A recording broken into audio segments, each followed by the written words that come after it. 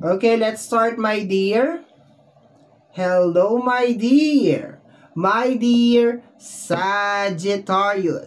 Second half of March 2024. Second half, this is from March 16 hanggang sa katapusan, general reading. Ulitin ko mga my dear Sagittarius, ang gagawin po natin ngayon ay general reading, so hindi po ito 100% na mag-resonate para sa ating lahat. So please, lower your expectation pagdating po sa mga general reading. Last shuffle na ito, my dear, tas cut na natin into 3. Let's start your reading. My dear Sagittarius,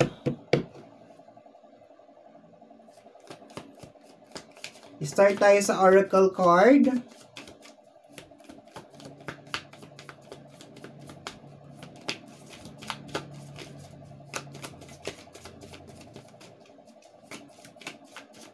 Mailap ang iyong baraha.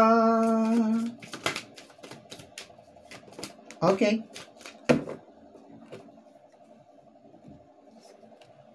I know I messed up everything. Okay? So parang meron na dito, my dear, na nakaka-realize na pumalpak siya, napalpak siya, na mali siya. Okay? So I know I messed up everything. Parang sinasabi nga dito, my dear, sa card na to na alam ko kasalanan ko lahat. Nare-realize niya na, my dear, posible na baka napagsalitaan mo to, nagkaroon kayo ng diskusyon, hindi pagkakaunawaan, tapos nare-realize niya na ngayon, my dear, na oo, kasalanan ko lahat. Oo, pumalpak ako. Oo, syusyunga-syunga ako, 'di ba? Kasalanan ko talaga lahat kung bakit nagkaganyan, bakit nagkaganon, kasalanan ko lahat. Ganon. Okay? Tingnan natin, my dear, kung anong kasama ng card na yan.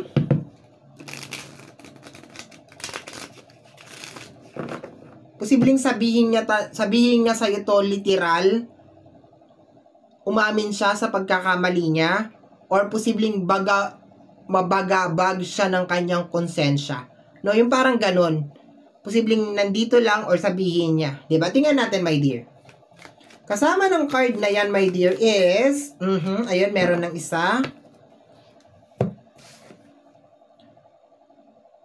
Do you think about me too? Okay. Iniisip mo ba daw siya, my dear Sagittarius? Kahit nasabihin natin, my dear Sagittarius, na hindi kayo okay, nag-aalala ka pa ba sa kanya? Iniisip mo pa ba siya? Posibleng tinitiis mo tong tao na to. Kasi kaya nagkaganito yung kanyang energy kasi naramdaman niya na siguro yung importansya mo bilang isang tao. Yung halaga mo ba? 'Di ba? So, meron tao, my dear, na nagigilty na siya, nagsi-self-pity na siya, sabihin natin. Nare-realize niya na nakasalanan niya talaga lahat, okay? And iniisip niya, my dear, kung iniisip mo rin ba siya? May pagmamahal ka pa ba sa kanya or nagki-care ka pa ba sa kanya? Tingnan natin, my dear. Tingnan natin. Dagdagan natin yung card na yan.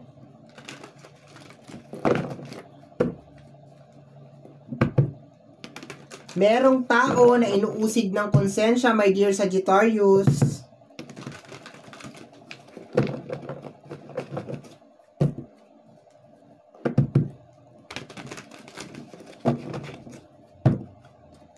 Last shuffle na to.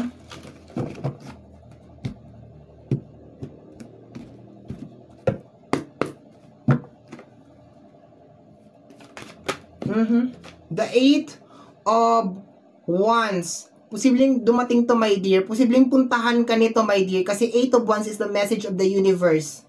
Okay? Posibleng i-approach ka nitong tao na to. Humingi to ng tawad sa'yo. Aminin niya lahat ng mga pagkakamali niya. Okay? Tingnan natin. And meron pang ibang parating sa iyo, my dear Sagittarius, maliban lang dyan. Maliban pa dyan. Okay? Dami, ha? We have here the Fool card. Okay? Parang gusto niya na mag-start all over again. Okay, yun na nakukuha ko dito, my dear. Gusto niya mag-start all over again. Energy ng new beginnings. Para naman sa'yo, my dear, gusto mo rin mag-new beginnings. Hindi ko lang alam kung gusto mo ba mag-new beginnings kasama niya. Okay? Kasama niya dito is the Four of Swords. No. Ayaw mo na mag-new beginnings kasama niya. Okay? Pagod ka na sa kanya. Siya gusto niyang mag-approach, gusto niya mag-sorry, gusto niya na aminin lahat sa'yo. Okay? Pero ikaw ayaw mo na. Okay? Ayaw mo na sa energy ng Four of Swords. Okay? Ayaw mo na. Nire-reject mo yung siguro baka hindi pa talaga napapanahon, my dear Sagittarius, no? Baka hindi pa heal yung heart mo. Hindi pa ready na forgive. Okay? Tingnan natin. The Sun card. Pero ikaw gusto mo na mag-new beginnings, my dear. Okay? Pero hindi na siya kasama. Itong person na to. So, second half of March, energy of new beginnings. Okay? Babangon ka ulit, my dear Sagittarius. Mag-i-start ka ulit ng panibagong manifestation in life. Pero hindi na kasama tong tao na to. It really doesn't matter kung lumapit man siya sa'yo, humingi siya ng tawad. Hindi na talaga.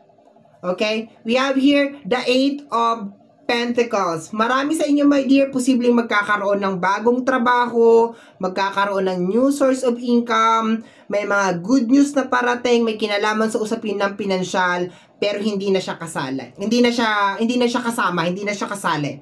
Okay? Kung sino man tong tao na to, hindi na siya kasali. Next is the King of Cups. Okay? So, ine-expect mo naman tong tao na to sa energy ng King of Cups, pero nire-reject mo yung kanyang energy.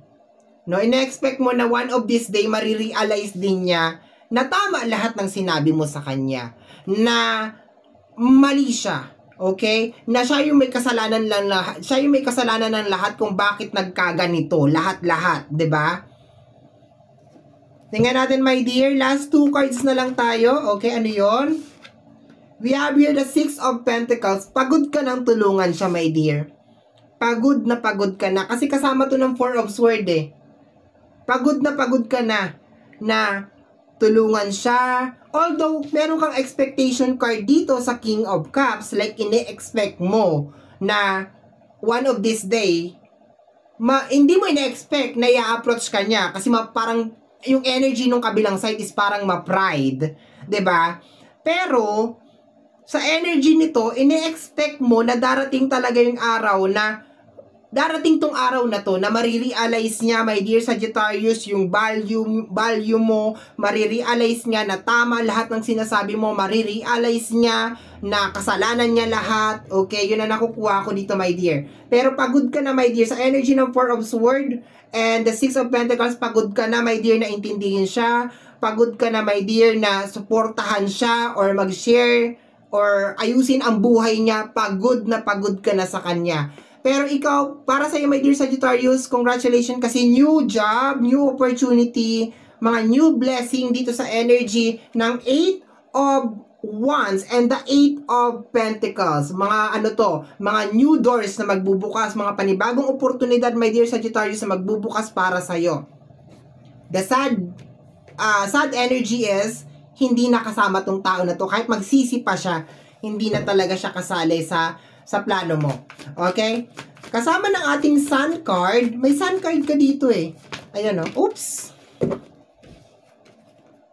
Ay! Kasabay ng new opportunity ay new relationship. Okay? Tingnan mo, my dear, oh. The Two of Cups. Okay? So, new opportunity, posible din new relationship, my dear. Ibig sabihin, mag-aano ka talaga, my dear. Parang mag-new beginnings ka, my dear. Posibleng panibagong trabaho, panibagong relasyon, panibagong opportunities. Tatanggalin mo tong tao na to. Pakiramdam ko, my dear, habang kadikit mo tong tao na to, lalo kang minamalas ng minamalas. Kaya you decided na maski magsisi pa siya, kahit aminin niya pa sa'yo na kasalanan niya lahat, huli na ang lahat. Okay? Tingnan natin yung bottom deck of the card, my dear. We have here the Knight of Cups. Knight of Cups is offering, my dear. Lahat offering to. So, panibagong offering. Tama nga yun, my dear. Offering yourself sa trabaho, offering yourself to job. Posible din panibagong friendship, panibagong family. Pero ang overall energy dito, my dear, is yung pinaka-highlight sa taas, yung pag-refuse mo, pagtanggi mo, my dear, dito sa tao na to na gustong i-approach ka, gustong humingi ng tawad sa'yo, no? Gusto niyang mag-umpisa ulit kasama ka, pero ayaw mo na eh. 'Di ba? Gusto mo na talaga mag-new beginnings, my dear. No?